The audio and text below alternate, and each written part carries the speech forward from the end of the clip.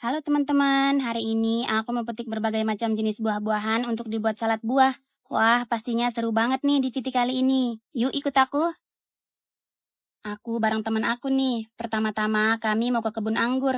Kalau musim panas gini, rasa buah anggur biasanya manis karena ada sedikit kandungan air. Ada beberapa jenis anggur yang pastinya cantik dan sudah siap dipetik. Perawatan anggur ini tanpa menggunakan pupuk kimia loh. Jadi pure ini pakai pupuk organik. Satu tandan aja buahnya bisa sampai puluhan bahkan di atas 100 biji. Wah, memang cocok banget tanam anggur di daerah panas. Apalagi perawatannya bagus. Pastinya akan cepat berbuah lebat dan sudah pasti rasanya juga manis. Lihat nih, satu tandan aja beratnya hampir 1 kilogram. Kami hanya petik sekitar 2 kilo aja teman-teman. Oh iya, aku bingung nih buah yang cocok dan enak dijadikan salad. Nih, gampang banget kan? Sekarang teman-teman gak usah bingung lagi, karena aku mau kenalin kalian ke teman aku. Namanya Cici. Cici adalah aplikasi berbasis AI yang bisa jadi asisten cerdas untuk membantu pekerjaan sehari-hari. Oh iya, Cici juga bisa jadi teman curhat loh. Bahkan Cici juga bisa bantu nentuin kegiatan dan coach kalau teman-teman lagi butuh saran tentang rekomendasi makanan. Teman-teman gak perlu takut kebingungan lagi karena ada Cici. Yuk download Cici sekarang. Selanjutnya petik buah rambutan. Lihat nih, buah rambutannya udah merah-merah banget. Ini bekas sisa panen 2 hari yang lalu teman-teman. Tapi masih banyak gini karena memang pohonnya berbuah lebat. Satu pohon ini aja bisa sampai ratusan kilo dalam sekali panen. Buah rambutan gak bikin enak walaupun makan banyak. Kami petik hampir 2 kilo teman-teman. Segini aja cukup ya. Lanjut ke kebun buah naga. Walaupun buahnya agak jarang, tapi sudah banyak yang merah. Kebun buah naga ini cukup luas, ada sekitar 200 pohon dan masing-masing akan berbuah lebat ketika musim panen tiba. Petik buah naga nggak harus yang merah ya, walaupun nggak terlalu merah tapi isinya udah matang dan akan merah jika disimpan 1 atau 2 hari. Nggak jarang juga ada yang dimakan musang kalau buahnya terlalu rendah. Kami petik sekitar 7 kilo teman-teman, tapi kita taruh sebagian aja ya, karena masih ada beberapa buah yang akan aku petik. Buah pepaya juga bisa dibikin salad, tapi pilih yang setengah matang ya. Kebun pepaya ini kekurangan air, jadi buahnya juga nggak maksimal. Kami menemukan satu yang setengah matang. Kita petik satu aja ya. Di sini juga ada bidara apel atau apel futsa, tapi belum bisa dipetik karena butuh sekitar 1 minggu lagi baru ada yang matang. Lanjut cek buah durian. Sekarang di Lombok lagi musim durian teman-teman. Hampir semua pohon durian produktif berbuah di tahun ini. Setiap hari pasti ada aja yang jatuh karena memang semua buahnya sudah dalam masa panen. Kalau durian lokal harus nunggu jatuh dari pohon baru enak dimakan. Beda dengan durian kane ataupun durian montong, bisa disimpan beberapa hari setelah dipetik. Di sini sudah lama nggak hujan, jadi buahnya kurang maksimal. Dan kami hanya dapat 4 biji aja dari beberapa pohon. Yuk kita lanjut cari buah lain. Aku taruh 2 aja ya, dan sisanya buat tim aku.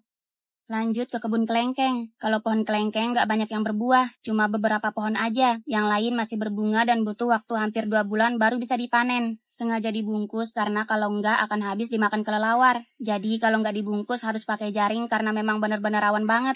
Kami petik sekitar 1,5 kilo teman-teman. Kalau buah mangga nggak mungkin dibungkus karena memang berbuah lebat dan harganya juga nggak mahal seperti kelengkeng. Ini adalah mangga harum manis, sudah banyak yang mateng, pasti seger banget dibikin salad buah. Kalau pohonnya tinggi, tugas teman aku yang manjat. Kami petik 2 aja ya, karena daging buahnya cukup banyak. Keesokan harinya kami lanjut ke kebun apel. Wah, pertama nih petik apel selama ngonten buah. Ini adalah jenis apel merah dan tumbuh subur di dataran tinggi. Satu pohon aja buahnya bisa sampai puluhan bahkan sampai ratusan. Tapi baru ada beberapa aja yang udah merah. Kalau udah merah semua pasti cantik banget. Langsung aja aku petik-petik. Aku juga dibantu teman aku karena buah yang matang agak tinggi. Pohon apel nggak bisa dipanjat karena rentan patah. Siapa nih yang belum pernah lihat pohon apel? Wah, kalau buahnya seger gini pasti enak banget dibikin salad. Aku kurang tahu jenis apel ini bisa hidup atau enggak di dataran rendah.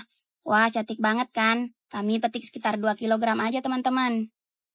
Bikin salad nggak lengkap rasanya tanpa buah stroberi. Mumpung lagi di kebunnya, kita petik juga ya, karena kalau musim hujan sulit banget bisa menemukan buah stroberi. Pohon stroberi tidak tahan air berlebihan, kecuali tanamnya menggunakan greenhouse. Di bulan November termasuk penghujung musim panas, karena sebentar lagi bakalan sulit keluar rumah kalau musim hujan. Wah, nanti ngonten apa ya pas musim hujan? Setelah petik-petik beberapa menit, kami dapat sekitar 1 kilo, dan sudah lengkap untuk buah hari ini. Wah, ini sih mau bikin salad sultan. Ada 9 jenis buah segar yang pastinya enak banget. Langsung aja kita buat saus saladnya. Aku pakai yogurt, kemudian aku tambahkan mayones. Dan terakhir aku tambahkan susu kental manis dan diaduk merata. Simpel kan bahannya? Kemudian setelah itu lanjut kita kupas buahnya. Aku nggak pakai semua ya, hanya sebagian aja untuk masing-masing buahnya, karena nggak cukup untuk saus saladnya. Selain petik buah, aku juga suka banget kupas buah, apalagi buahnya enak dan segar.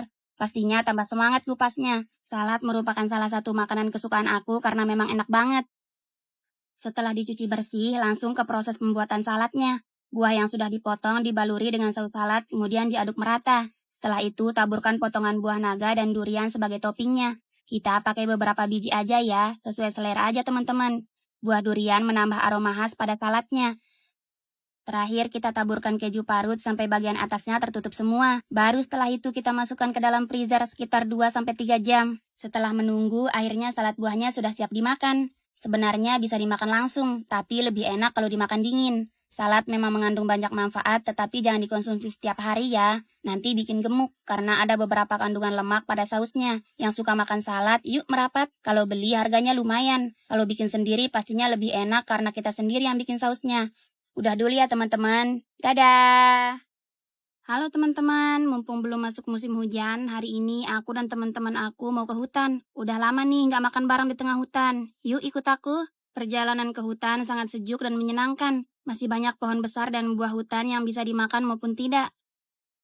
Lokasi yang kami tuju nggak terlalu jauh, hanya sekitar 15 menit jalan kaki. Kami berjalan menuju sungai satu-satunya di hutan ini. Hutan ini sangat luas teman-teman, butuh waktu 12 jam berjalan untuk bisa sampai perbatasan ke desa Sembalun Lombok Timur. Setelah sampai, teman-teman aku langsung bergegas mencari kayu bakar untuk menanak nasi terlebih dahulu. Kalau untuk kayu bakar nggak sulit, karena di sini memang nggak ada yang mencari kayu bakar, baik untuk digunakan maupun untuk dijual, karena sekarang udah pakai kompor semua. Sementara itu, aku membersihkan ikan yang akan kami bakar. Selain itu, kami juga bawa ayam dan bahan-bahan lain seperti sayuran, tahu, dan tempe sebagai tambahan lauk. Di daerah teman-teman, ini namanya ikan apa? Kami juga bawa bahan untuk sambalnya. Lokasi masak kali ini tepat di tengah-tengah sungai, teman-teman. Aku langsung mencuci beras karena kayu bakarnya udah siap dinyalakan. Hayo, siapa nih yang sering menanak nasi pakai panci legend ini? Ukuran volume airnya menggunakan garis di tengah jari. Setelah apinya dinyalakan, langsung kita letakkan pancinya.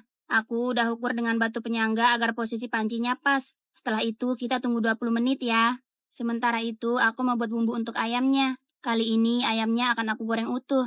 Bumbunya sesuai selera aja ya, yang penting takaran garamnya sesuai agar tidak sampai keasinan.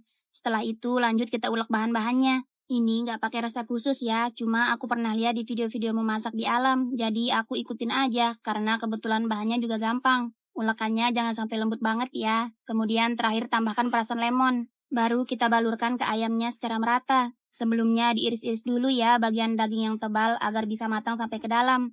Setelah itu, aku tutup menggunakan daun pakis dan didiamkan sekitar 10 menit agar bumbunya meresap. Kalau sudah, lanjut ke proses masaknya. Karena minyak gorengnya terlalu panas, pas aku masukkan ayamnya, apinya langsung nyembur kemana-mana. Sampai kamera HP dan rambut teman aku ikut kena juga. Jadi ada aroma ayam bakar deh. Tapi nggak apa-apa lah ya, sudah menjadi resiko kalau masak menggunakan kayu bakar. Ayamnya aku tindih menggunakan batu agar bisa matang sempurna. Apinya jangan terlalu besar ya, agar ayamnya nggak mentah di dalam dan gosong di bagian luar.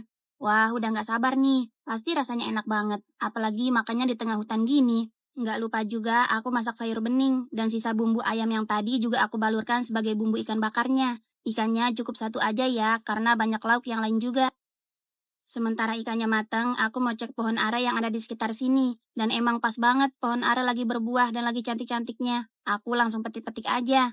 Oh iya, bagi yang belum tahu, buah ara ada beberapa jenis. Ada yang hijau gini dan ada yang merah bintik-bintik. Tapi hati-hati ya, karena banyak banget buah yang mirip ara, tapi nggak bisa dimakan. Kalau buah ara jenis ini rasanya seperti jambu air, tapi nggak terlalu manis. Aromanya juga wangi. Ya, namanya juga buah hutan, jadi rasanya juga ala kadarnya. Wah, ikan dan ayamnya udah matang nih. Teman-teman pasti heran kenapa goreng ayamnya lama banget. Jadi emang gitu ya, kalau pengen ayamnya matang sempurna, teflon yang dipakai harus tebal dan apinya sangat kecil. Jadi kulit luarnya nggak gosong dan matang sampai ke tulangnya.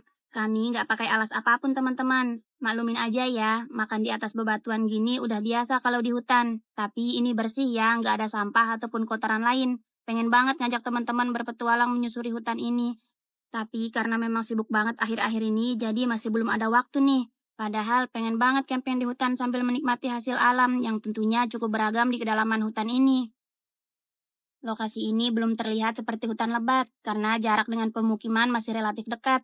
Nah, kalau jalannya udah 1 atau 2 jam, udah mulai tuh kerasa hawa-hawa hutan karena sudah mulai terdengar suara-suara binatang seperti burung dan ayam hutan. Masih banyak habitat lain di hutan ini seperti rusa, babi hutan, landak, dan lain sebagainya. Tapi di hutan ini aman ya, nggak ada hewan buas seperti macan dan harimau. Cukup dulu ya untuk petualangan kali ini. Dadah!